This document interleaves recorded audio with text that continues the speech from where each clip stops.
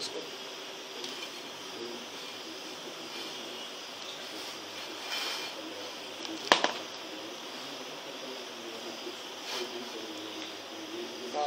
بالله من الشيطان الرجيم. بسم الله الرحمن الرحيم.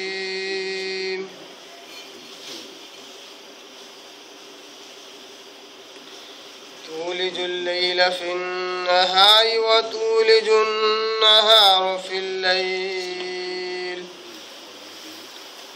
وتخرج الحي من الميت وتخرج الميت من الحي وترزق من تشاء بغير حساب. صدق الله العظيم. نحمده ونصلي على رسوله الكريم. اما بعد. تمام قسم کی حمد و ثنا، تعریف، کبریاء، بڑائی اسی اللہ وحدہ لا شریک کے لیے لائق اور زیبا ہے، جو ساری کائنات کا خالق، مالک، میرا اور آپ کا مربی ہے. اسے اللہ کے لیے ساری تعریفیں ہیں جو غفور ہے، غفار ہے، کریم ہے، ستار ہے. بعد اس کے آپ کے میرے آقا، دو جہاں کے سردار، سرور الانبیاء پر کروڑہا کروڑ انگنت بے شمار درود و سلام ہو. صلی اللہ علی محمد و آلہ وسلم. قابل احترام بزرگوں، عزیز دوستوں، نوجوان ساتھیوں اور میری پردہ نشین ماں اور بہنوں، قرآن مجید کی ایک آیت کی میں نے تلاوت کی ہے، اور یہ آیت پارہ نمبر 3 سورہ آل عمران، سورہ نمبر 3، اس کے رکو نمبر 3 کی آیت نمبر 27 ہے. آیت نمبر 27. اللہ تبارک تعالیٰ کہتا ہے: تولج اللیل فی النہار. اے محمد صلی اللہ علیہ وسلم، اے محمد صلی اللہ علیہ وسلم، جہاں آپ یہ دعا مانگ چکے ہیں، اس طرح دعا کرتے ہیں، وہاں پر یہ بھی دعا کیجئے اور اس طرح بھی کہیے: تولج اللیل فی النہار. اللہ، تو ہی ہے رات کو دن میں داخل کرنے والا، وتولج النہار فی اللیل، اور تو ہی ہے جو دن کو رات میں داخل کرنے والا ہے، وتخرج الحی من المیت، اور تو ہی نکالتا ہے زندے کو مردے سے، وتخرج المیت من الحی، اور تو ہی ہے جو نکالتا ہے مردے کو زندے سے، وترزق من تشاء بغیر حساب، اور تو دیتا ہے، خوب دیتا ہے، وترزق، تو خوب دیتا ہے، من تشاء، جس کو تو چاہے، بغیر حساب، بغیر حساب کے. یہ تھی آیت نمبر 27، اس کا لفظی ترجمہ میں نے آپ کے آگے کیا. لفظی ترجمے سے ظاہر ہے کہ یہ آیت کا براہ راست ربط پچھلی آیت سے ہے.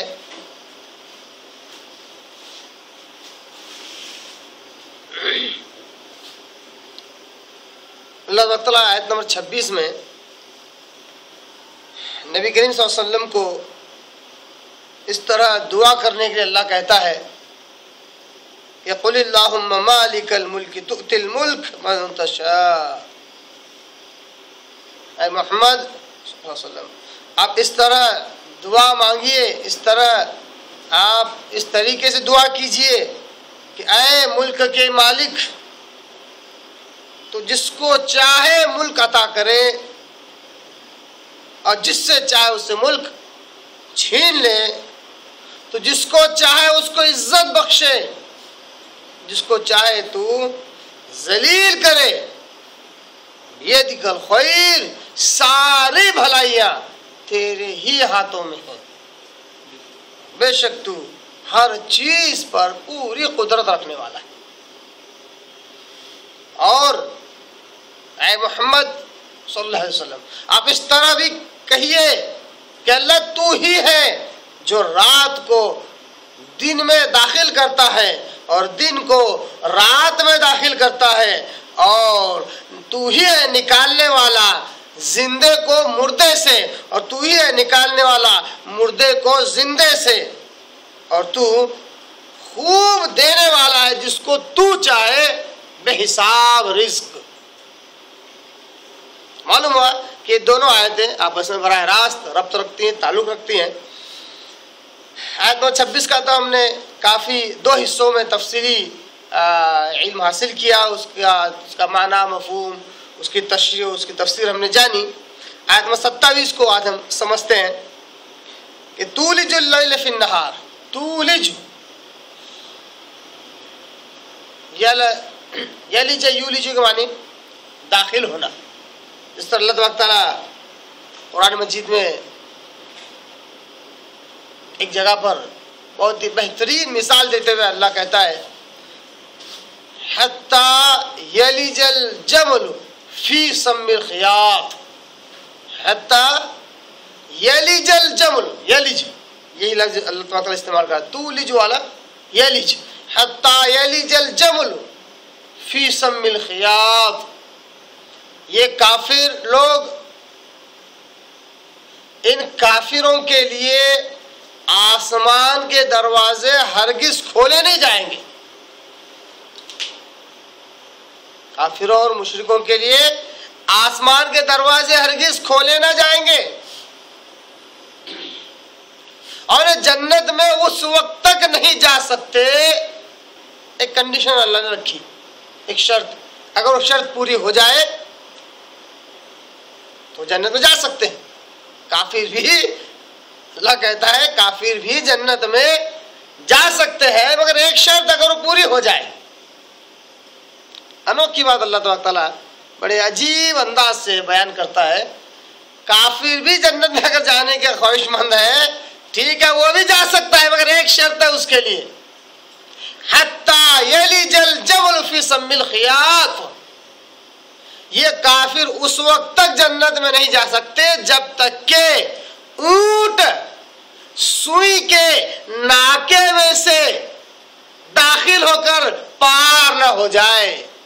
اونٹ بہت بڑا ہوتا ہے، سوئی کا ناکا جو پیچھے جہاں سے تاگا پرویا جاتا ہے وہ ہے اس کا سوئی کا ناکا، اس میں سے اگر اونٹ آر پار ہو گیا، یلج الجمل، اگر اونٹ اس میں سے داخل ہو گیا اور اس کے پار نکل گیا تو سمجھ لو یہ بھی جنت میں جا سکتے ہیں۔ معلوم ہوا بڑی ہی زبردست مثال دیتے ہوئے اللہ کہتا ہے یہ کبھی ہونے والا نہیں ہے، یہ ناممکنات میں بھی ناممکنات ہے، ناممکنات میں سے ناممکن ہے، یہ کبھی ہونے والا نہیں ہے کہ اونٹ سوئی کے ناکے سے گزر جائے۔ اس لیے کبھی کافر، کبھی مشرک جنت میں جائے یہ ہو ہی نہیں سکتا۔ اس لیے اہل سنہ والجماعہ کا یہ عقیدہ ہے کہ صرف اور صرف مسلمان ہی جنت میں جائیں گے، ان کے علاوہ کوئی دوسرا جنت میں نہیں جائے گا، چاہے وہ کتنے بھی اچھے اعمال کیوں نہ کرے، پوری دنیا میں ہر کوئی اس کا کیوں نہ چرچا کرے، ہر کوئی اس کو کیوں نہ یاد کرے، کوئی سورگ میں، کوئی جنت میں نہیں جائے گا۔ اگر مسلمان ہے تو ہی جا سکتا ہے۔ تو یہ لفظ اللہ تعالیٰ نے تولج کا وہاں پر استعمال کیا، حتی یلج الجمل، جب تک کہ اونٹ داخل نہ ہو جائے، داخل ہو ہی نہیں سکتا ہے۔ تو تولج کا مطلب داخل ہونا ہے۔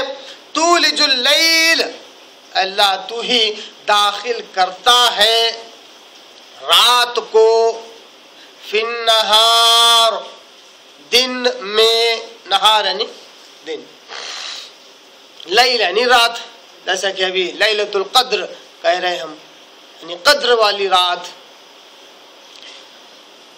وَتُولِجُ النَّهَارَ فِي اللَّيْلِ، اور تو ہی ہے جو داخل کرتا ہے دن کو رات میں۔ آیت جس انداز سے بیان کی گئی ہے आज से 1450 साल पहले आयत नाजिल हुई। माना और मफहूम उस वक्त के लोगों ने जितना समझा वो उसके मुताबिक था, जितना इल्म उस वक्त था, जितना इल्म लोगों के पास उस वक्त था उसके हिसाब से आयत को उतना ही उन लोगों ने समझा। मगर जिस अंदाज से, जिस पैराए से, जिस एंगल और जिस जावे से अल्लाह ताला बयान कर रहा है, बड़ी ही गहरी आयत है। मैं समझता हूँ क़यामत तक यकीनन ये आयत रहेगी। क़यामत तक अगर इस पर R&D की जाए, PhD की जाए, इसके अंदर माने मफाहिम निकलते रहेंगे। हर बार साइंस और साइंसदान आकर इसके आगे सर तस्लीम खम कर लेंगे और कहेंगे यही बात सच्ची है। आयत इतनी जबरदस्त है। सिर्फ रात और दिन का तस्करा है, मगर अंदाज़े बयां देखिए कैसा है। तूलिजुल लैल फिन नहार, अल्लाह तू ही है जो रात को दिन में दाखिल करता है। गोया के दिन पूरी तरह रात पर छा रहा है, रात को ढांप रहा है। यानी कि अगर किसी बड़ी चीज में किसी चीज को जो कि बड़ी हो मगर उसको लपेट कर छोटा करके अगर उसमें दाखिल कर दिया जाए तो वो चीज गायब हो जाती है, नजर नहीं आती। जो चीज नजर आती है सिर्फ वही जो समाये हुए है, बड़ी है। वतूलियुन नहार फिल लैल, और तू ही है जो दिन को रात में समाता है। यानी दिन को जो कि हालांकि बड़ा है, रात के मुकाबले में कभी बड़ा है, कभी उसके बराबर है, कभी 19-20 के फर्क के हिसाब से कभी छोटा है, उसको इस तरह समेटा जाता है कि उसको छोटा करके रात में इस तरह दाखिल किया जाता है, घुसाया जाता है कि वो रात उस पर छा जाती है और दिन बिल्कुल गायब हो जाता है। जो चीज नजर आती है वो सिर्फ रात नजर आती है, जो चीज नजर आती है वो सिर्फ रात नजर आती है। ये बिल्कुल जो कॉमन सेंस जो होता है, आम फहम के एतबार से जो लोगों का तजुर्बा है, उसको अल्लाह ने बयान किया कि क्या तुम दिन और रात को देखते नहीं हो, उस पर गौर फिक्र नहीं करते हो कि दिन जो कि इतना रोशन था कि खुली आंखों से जिसकी वजह से ये दिन बना है उसको देखने जाओ तो आंखें चुंदिया जाए, देख ना पाए। इतना रोशन दिन जैसे जैसे मगरिब ढलती है वो इस तरह गायब हो जाता है कि हर तरफ अंधेरा ही अंधेरा छा जाता है, लगता ही नहीं कभी यहाँ पर कोई उजाला था। ये तो खैर अभी साइंटिफिक दौर है टेक्नोलॉजी का, तो हर तरफ लाइटिंग ही लाइटिंग है। गाँवों खेड़ों में और जंगलों में जाकर देखिए, जब दिन गुजरता है और रात आती है तो इतना अंधेरा छा जाता है कि यकीन नहीं कर सकते कि यहाँ पर कभी उजाला था। वो कि रात इस तरह दिन को ढांप लेती है कि दिन पूरी तरह गायब हो जाता है।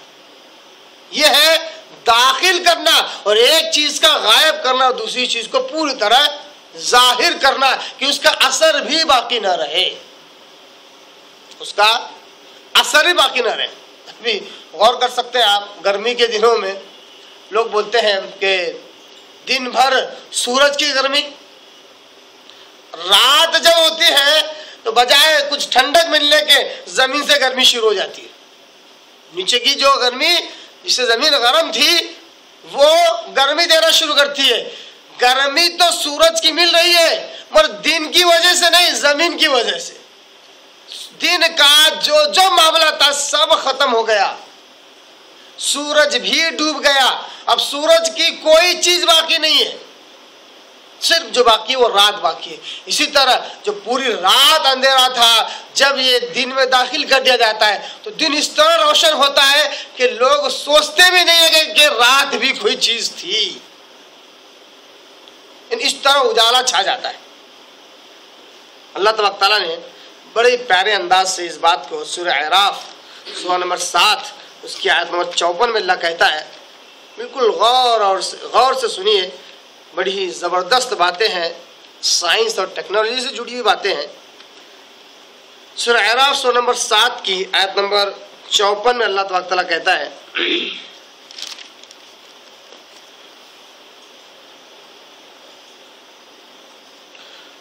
पारा नंबर 8 सूरह अराफ सूरा नंबर 7 रुकू नंबर 7 की सबसे पहली आयत, ان ربکم اللہ الذی خلق السماوات والارض فی 6 ایام ثم استوى علی العرش،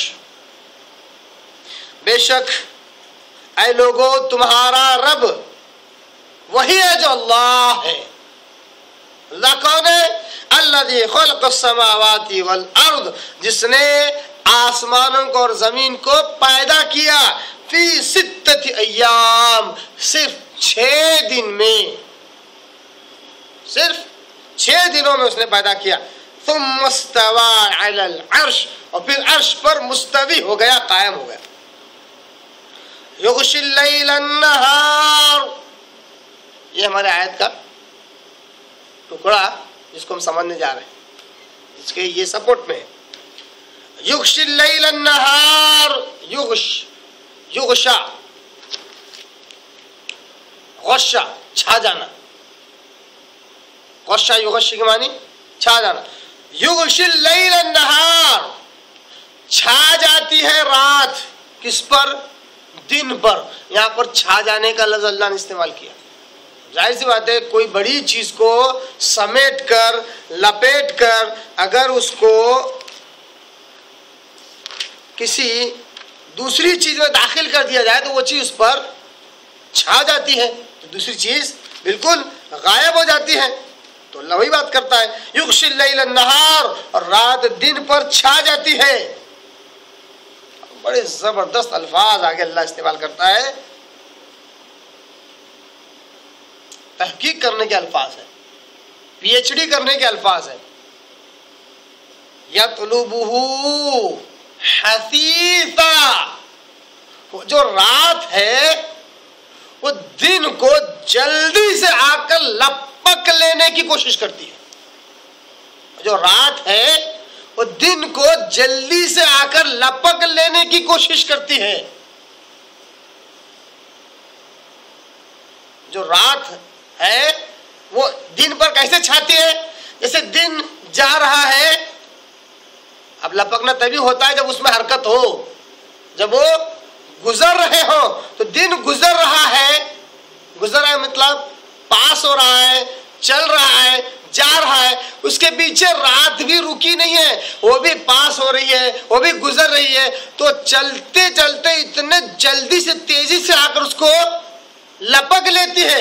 یطلبہ حثیثا، اس کی طرف لپک کر اس پر چھا جاتی ہے۔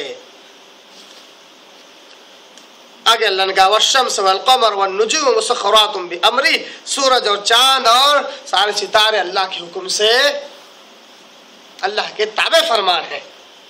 الا لہ الخلق والامر، سن لو کہ ساری پیدائش اور خالق اللہ اور حاکم بھی اللہ۔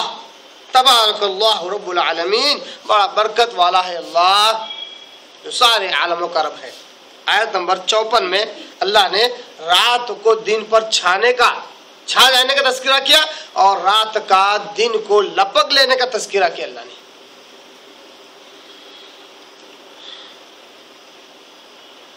ایک مرتبہ ایک نیوز میں خبر آئی کہ ایک سائنٹسٹ تھا، وہ خلا میں کچھ چیزوں کی تحقیق کر رہا تھا۔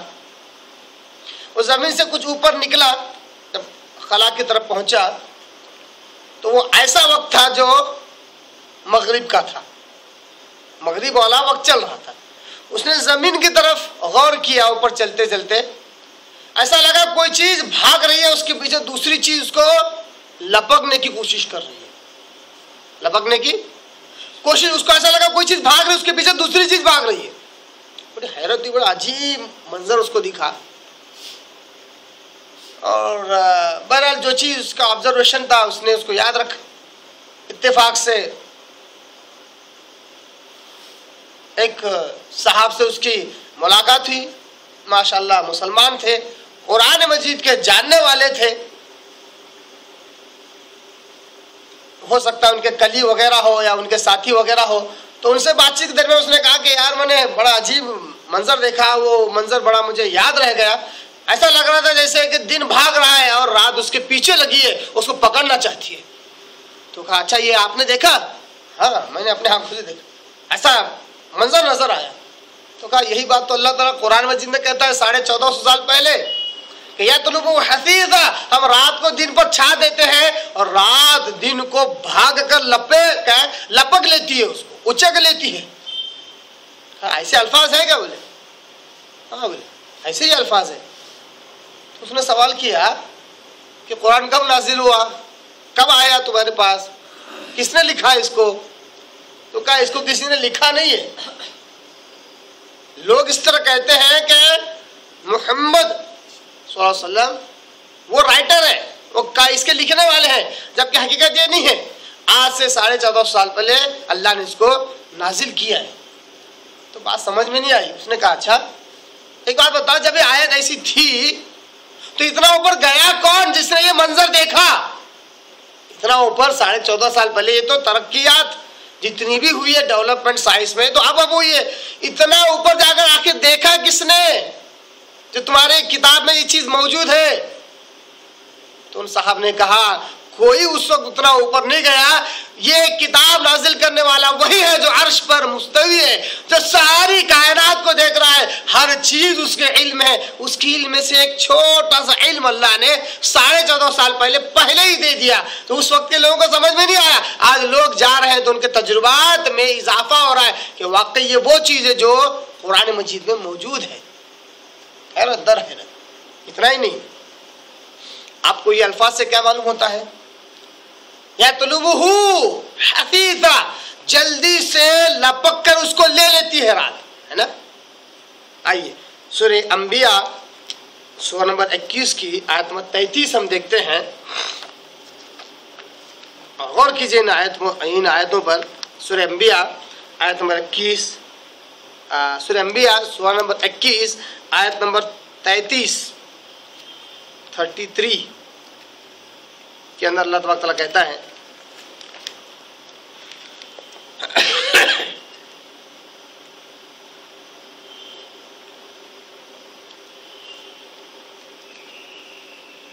بڑی پیاری آیتیں ہیں۔ وَهُوَ الَّذِي خَلَقَ اللَّيْلَ وَالنَّهَارَ، وہی اللہ ہے۔ اشارہ کس کی طرف ہے؟ جو خالق ہے، جو آسمانوں کے اوپر عرش پر مستوی ہے، پوری کائنات کو کنٹرول کیے ہوئے، قائم کیے ہوئے، قیوم ہے۔ وہی اللہ ہے جس نے رات اور دن کو پیدا کیا۔ والشمس والقمر، غور کرنے کی بات ہے یہاں پر، رات اور دن کا تذکرہ آیا اور اس کے بعد ذکر آیا والشمس والقمر، سورج اور چاند کو جس نے پیدا کیا۔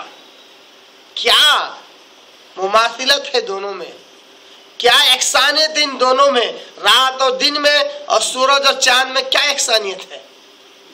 کون غور کر سکتا تھا آج سے 1450 سال پہلے کہ رات اور دن اور سورج اور چاند ان دونوں میں کوئی تعلق ہے، بڑا گہرا تعلق ہے؟ کون غور کر سکتا تھا؟ کوئی نہیں کر سکتا۔ آج سائنس نے بہت ترقی کر لی تو معلوم پڑتا ہے رات اور دن کا آنا جانا زمین کی گردش کی وجہ سے ہے۔ جب زمین اپنی محوری گردش کرتی ہے تو رات اور دن اس میں واقع ہوتے ہیں۔ اسی طرح موسموں کی تبدیلی جب اس کی مداری گردش ہوتی ہے، آربیٹل روٹیشن جب ہوتا ہے تو موسموں کی تبدیلی بھی ہوتی ہے۔